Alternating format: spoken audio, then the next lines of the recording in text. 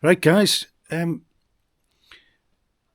just want to have a look ahead to what's around the corner in 2025. No big plans really here. I mean, got everything I need, and my main thing now is the road trips and where we can get to, and going to Sicily. Really looking forward to that. My road trip manager was round yesterday. Um, just having a chat about it, and he likes the places. I planned like a route, um, well, the accommodation route, and then you can pretty much reach everywhere except for the southwest corner. We won't have time to get round it, and I can see even now, I'm looking to go back there in October when it gets a little bit colder here, just to get the back end of some good weather and go and see it again, because we're not going to get round it. There's that much stuff there, things to see, places to go, and plus that my kind of road manager, he hasn't been there. He's been to most places where we go these days, around the Balkans. He's been almost everywhere, so it's new to him as well. So I'm looking forward to going there. And the other looking forward is the electric bike is going to be my big purchase. Well, say big purchase. It's not. It's only a bike, but like, I'm getting a folding bike so I can go to places, park up, and do some footage. Hopefully, that's the plan. And that was always the plan. And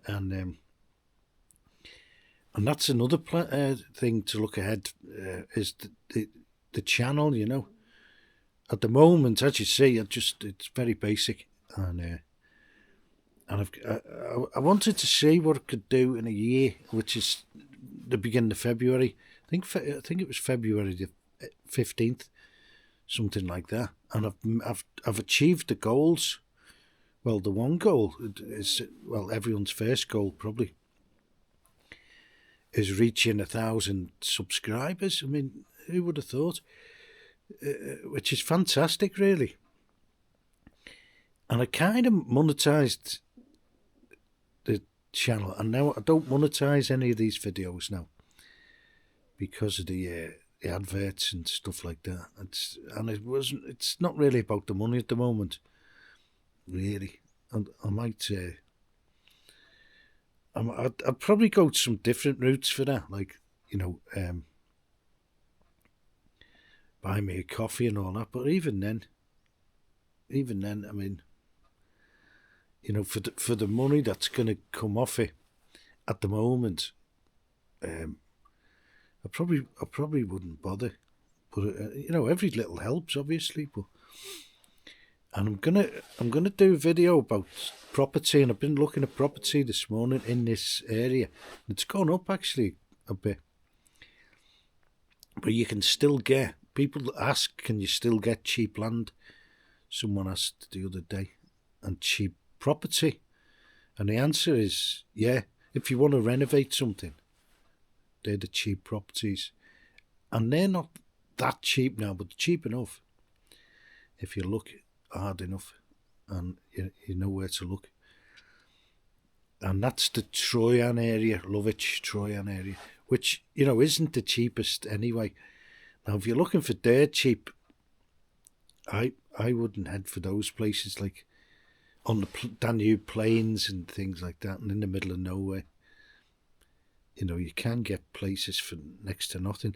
And if that's your budget and you want to be in the middle of nowhere, then there are other places, and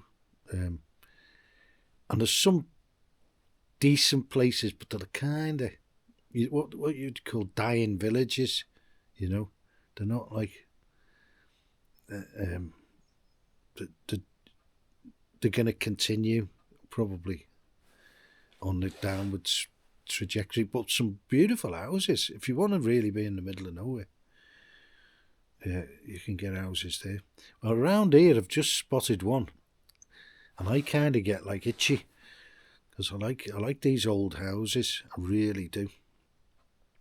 And there's one up the valley here, which would be also an ideal rental property, holiday rental. Ideal.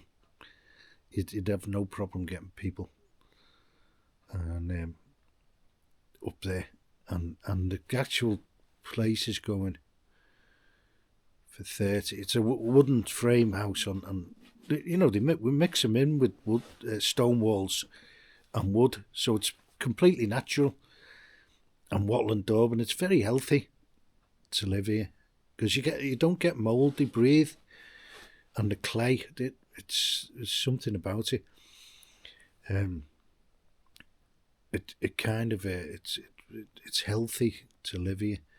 There's no you get a bit of dust now, you know, but like but generally it's very nice environment to live in, and you can feel it. You know, like when you're in a modern boxy house, you tend to get mould and condensation and things like that. If it's not breathing structure, and you never get that kind of thing here. And then the wood burner does the rest. You know, that keeps the air circulating and keeps it. It's a nice heat as well. You know, I haven't got it going yet because it's early in the morning. I've just half built it, and then I decided it's not that cold. It's forecast very cold tonight, very, very cold, -10. But it wasn't that cold last night. It was only about 0 during the night, which isn't cold really. I've got the electric blanket and the 1 bar on the fire. So looking forward to this year, and I might buy a log splitter. I've seen one, and the reason I'll buy it is not now, but like in a couple of years' time. You know, I don't want to be splitting logs and things like that. So and it's a good price, and if there is shit at the fan situations and that, it'd be good to have something like that. Although it don't, like, you know, it's not like an absolute desperation. But like, it'd be good to have a log splitter, and it's a Czechoslovakia, Czech, as in that kind of Czech Republic made, and they make decent stuff in Czech Republic generally. And the cars are good as well. The Skodas are good, which is my next car. So everything's leading to Czech Republic at the moment. And I might buy a CFC machine. See how it goes. See how the investments go, which looking good. The digital assets. So looking forward in Bulgaria to. And if I get it, I'm doing a deal with the neighbour for the strip of land along the side of the house, because I can't get into the back garden except for through the tunnel. I call it the tunnel. It's like a drive-through. Through the house it is. It's like, you know, like you'd have a garage in modern houses. Well, it goes straight through to the back of the house. And if I get the strip of land on the side of the house, it opens up mega possibilities then for other things. Mega possibilities. Because I can then block off the tunnel and get quite a big bedroom then. Over to my left now. Behind that wall. And the partition would be round about where those pipes are there. See the pipes on the other side of the wall.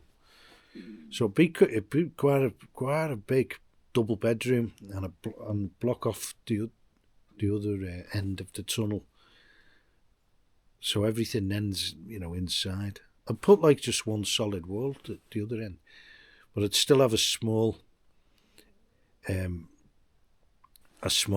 storage area, which you could shelve out then along the wall. Anyway, that's the ground floor.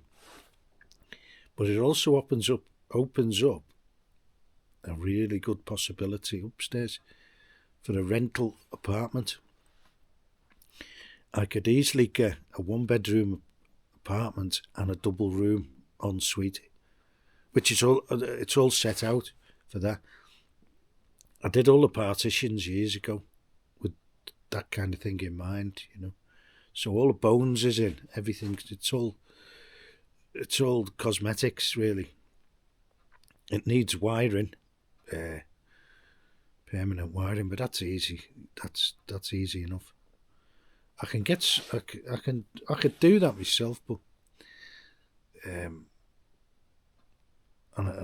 in the last modern house I finished all the electrics off, because I've rewired a couple of houses in the UK. It's not hard, really. But I'll probably get someone to do it here, probably. And then it's just cosmetics upstairs. Everything's there. You just have to. The main job upstairs would be levelling up the floors. There's a little bit of a slant on one of the floors anyway. It would have to be addressed. And I've been thinking on how to do that. I don't want to add too much more weight to the joists, So it might be worth just lifting the floorboards, what's there, and somehow levelling them out. I'm trying to come up with something in the head, and I'll probably do it with like timbers going across the other way, and then holding them all in place with spray foam, something like that. But we'll see. It's not a hard thing to do, but I just don't want to add any more weight. And I could just go round the outside with a chainsaw, round the perimeter of the room. Anyway, that's just thinking out loud. But yeah, I could get like either. You could do both. I could do a 2-bedroom apartment, which, that's really something. And with 2 ensuite bathrooms and a good sized living room. And it's all set out for that now. And the chimney's in the right place, which is above this wood burner. And a kitchenette. And that'll be, I could probably do that for the work that needs doing on the side of the house, and some gates, etc., etc. And I'd have to finish off tidying up the garden. I'd make it probably more into a garden, more floral, with a lot of herbs mixed in, and just have a herbal floral garden. That'd be what I'd do there. Which is pretty much how it's gone, where it's heading now. And I'd do a metal frame over the top of the garden, which gives shade, and like a climbing frame for vines and honeysuckle, which I've got planted now actually, so they get established where the legs are going to be. The plan is in place there. And I'd do that anyway, even if I don't get the strip of land. And then I'd have parking then for 3 cars, one on the front, which you probably wouldn't use, day by day, and then 2 cars up the side, which is fantastic. And it also opens up possibility of a backyard fishery, which I've been thinking about for ages.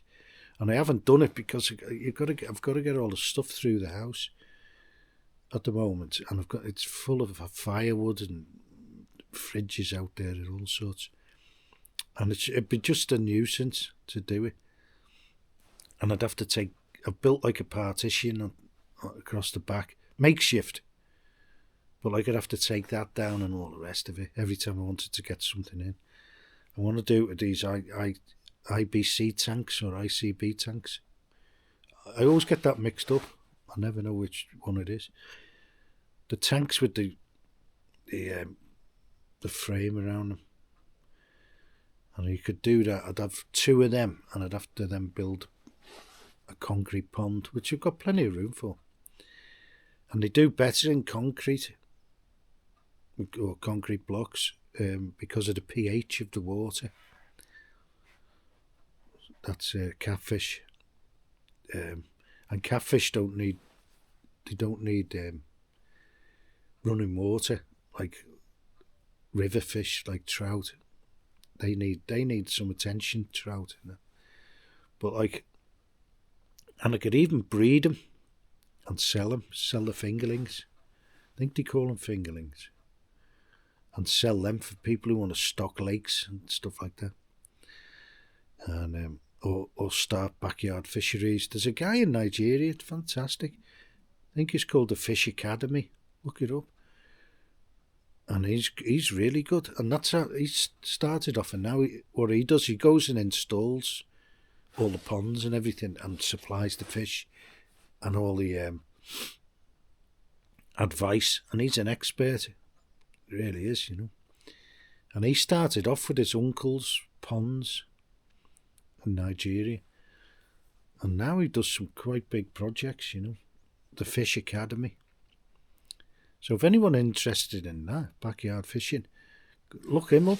He's very good. I might fly him over. No, I wouldn't have to. I'm only going to do a small one. And there's this woman actually, and she did it. She went back to Nigeria from the UK, probably a sensible move. And she said, and she was okay for money in it, but she said, I need something. No, I don't want to just go there and spend all the money and run out of money. So she said, I need something to do. And she was looking around for things to do, and then she decided to do backyard fisheries. She loves it. She loves it. So yeah, so people were asking if you can still get cheap properties around here. Now, it depends what you call cheap. But I think you can, yeah. I'm looking at this other old house now. And I was looking for just researching for this video, but I get like itchy, and like, because I love these old houses. And it's all there, this one. It's like a renovation, but there's not much knocking down and stuff to do. That's where a lot of renovation, like, it's messy. And, you know, half of the time you're knocking walls down, knocking things around. But that's the layout, looks about just right, you know. And that's got on sale for €33,000. And it's a shell basically, but it's it's a piece of Bulgarian history, piece of Bulgarian heritage, and it looks in good condition. Got the big beams on the ceiling, like I've got huge thick beams, like a foot square, you know. That's what I've got. And that could be, and it's in an area there, and the rental, and the reason why it sparked a little bit of interest again now for me is I was looking at the rental prices and the hotels around here, through the roof, absolutely gone through the roof, and all over Bulgaria. I think they're getting a little bit greedy myself, but like, that's just my opinion. But they're always booked up. The good occupancy rates at the moment in Bulgaria, everywhere. It was all booked up in the summer at the seaside, and it was all booked up for all the skiing now. It's all booked up. And even other places, like there's spa places like Velingrad and, other places as well, like Sandanski. Everywhere's a holiday destination here. And a lot of it's internal now. A lot of the Bulgarians are going native for the holidays, especially in the winter, because you've got the snow and everything, and they like the traditions here. And so that's and Greece now. The Greeks are starting to come on holiday here. They never used to. They never used to really cross borders here much. There were some, but not many. And Romania, nobody ever really used to come to Bulgaria. They do now, though. They do now, and a lot of Bulgarians go to Greece. So that helps both economies, in a way. So that house is up for 33, and I reckon you get it for I don't know, put an offer in around 28, see what happens. And that's good for a house. And in the area, this area is a good area, especially for rental properties and things like that. If you were going to just rent, say 2 rooms and then live in the rest of it, that would be a good model, because you've got your house then as well, where you live, and I could do that here, and I might just do it if I get the strip of land. I'd be ashamed not to, and even just for the resale value, because if I just leave, if I ever wanted to sell it, which I don't at the moment. But there's always you've got to keep the options if you like a speculator like me. You can never quite get it out of your system. Although I don't need to do any of it, but it'd just be a shame not to. And something could happen, like the euro's looking really dodgy. It's going right down the pan, which is a good thing if you hold in your investments in other things other than euros and fiat money, like gold, silver, digital assets, land, and even that property there. If they do go into the euro, that would just go up probably straight away. 5, 6, 7, 8 grand straight up the same day. So that's what happens when you join the euro, which everyone says it doesn't, but it does. It always has. I was in Spain actually when Spain joined the euro. In Gibraltar, and everything went up there, and everything spiked in Croatia the other year. But they seem to be happy with it at the moment, the Croatians. So they say. That might be a bit of propaganda to get Bulgaria to join, I don't think it's a good thing at all. There's no benefit, because Bulgaria is pegged to the euro, and there's no benefit whatsoever. All you're doing is paying in to the ECB, the European Central Bank, and you're joining their things like. They have a fund for countries who are going bust, which is going to be a lot of them, I think. But at the moment, Bulgaria have got the best of both worlds because they're pegged to the euro. So there's the option to depeg and, go their own way. And the pressure in Bulgaria now into bringing everything, like all the duties and that, up. Because they say it's unfair. Well, what they should do in the first instance is put all the wages up to what German people get and French people. And then it's fair then when you bring all the rest up. But what they're doing now is incrementally doing all of it. And they've been quite cute with the Bulgarian, the way they've done it in Bulgaria. Because what they're doing is putting the pensions up a little bit, putting the wage up a little bit, quite regularly actually, the minimum wage and the average wage, they're going up. just before they put everything else up, and then they put everything else up. Because there'd be chaos if they put everything up first and the wages never went up. But what they can do now is they can turn around and say, oh yeah, but your wages have gone up. So they're putting everything up small, incrementally. Like they're putting things like the VAT's gone back up because they had a discount when there was the lockups. They had a discount for hotels and they kept it. The VAT at 9%, and now it's gone back up. Well, it's gone back up to where it was actually, 20%. So they haven't hiked it as such. They've just put it back where it was. But that'll take it off the hotels because they've already hiked their prices. I think so. They can't go another 10%. I wouldn't have thought that. They've got greedy. I think. It's not cheap here now, like it was. It was cheap, but I think it's too expensive now. And eating out, there's the two things where I think have gone a little bit greedy. So I don't do either of those things. And if I want to go anywhere now, it'll be even Romania. You get reasonable places, and they're of a higher cost of living over there.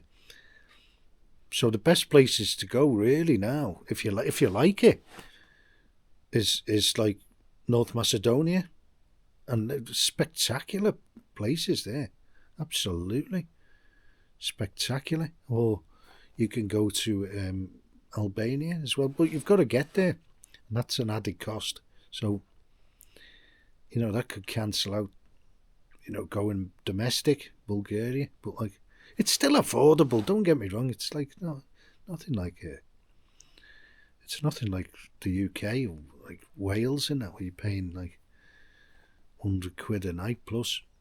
And for some grotty places, because all the places here are new. And if you want an old place, they've got them as well. Like tasteful renovations, which is what this is going to be. If I go ahead and do that, like upstairs, it's the perfect layout. I could do a one bedroom apartment, self-contained, with ensuite in the bedroom, and I could do a double room separate, or rent out the whole lot as a 2-bedroom apartment, which could sleep 6, because I'd have a sofa bed in the living room, which is quite common here. They don't mind that, actually, on the sofa beds, and like it'd be nice, Like my suite here, this is a sofa bed, double, and it's quite big actually when you fold it out.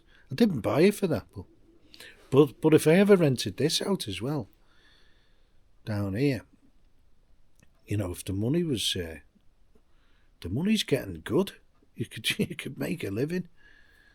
If you had 2 rental apartments and a double room, you could actually make money. You could. Looking at the prices at the moment, that's what raised my eyebrows. I knew they were going up, but I didn't know they were going up that much. Say an apartment generally now in southern Europe, Balkans, and actually Sicily, round about the same. A decent apartment with a kitchen and everything is around about £50 a night. That's the going rate now throughout the Balkans. You can get cheaper, and we do, but not much. Not much. We budget €25 each. If there's just 2 of us going, and we were achieving that in Romania, and you could do that in Bulgaria and Serbia easily. You could probably beat it in North Macedonia now. It's getting to be the cheapest. It was all parity before, more or less, and Albania was even a little bit cheaper, but it's not now. So that's what you're looking at for a one-bedroom apartment. Around about €50 a night. Now that means if I had two of them here, that's €100. That's a lot of money here. It's like a night. A night, and I've got the house, everything. And if I had the other house, I could. You could spend your time between the two. That's what I used to do when I used to let the other house out. I used to go into the hills, to that modern house, which is quite remote, and I used to go and spend a week there. But it was a bit too remote for me. But if you like that kind of thing, it wouldn't be bad to live there, actually. But there wasn't any internet or anything, and that kind of thing, But it had all the amenities, water, electric, and that. It was just too remote, and it was a bit kind of hillbilly round there, kind of Bulgarian style hillbillies. So that's a few things to think about Bulgaria, but it's all doable. If anyone's going to downsize or anything like that, you want it to do like a little B&B or something, it's viable, especially in this area. And you wouldn't never be a millionaire, but you'd get by, and you wouldn't be worrying about all these, all the cost of living crisis and all that.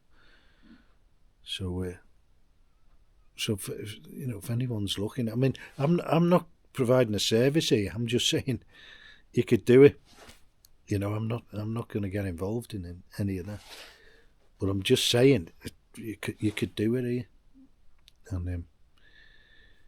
and provide transport from the airports and stuff like that as extras and all sorts of stuff like that. Okay, cheers.